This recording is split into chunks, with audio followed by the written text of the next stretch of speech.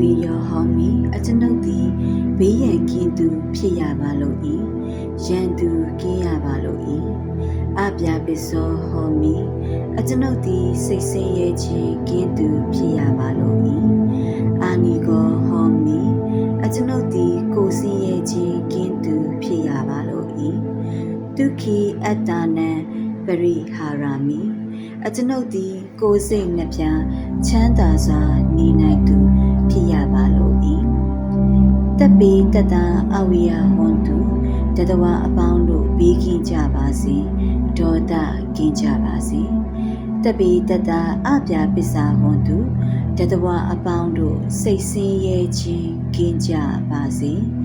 တပိတတအနိကာဟွန်တုတတဝအပေါင်းတို့ကိုယ်ဆင်းရဲခြင်းကင်းကြပါစေတပိတတဒုက္ခိအတ္တနံပရိဟာရန္တုတတဝအပေါင်းတို့ကိုယ်စိတ်နှပြချမ်းသာစွာနေနိုင်ကြပါစေ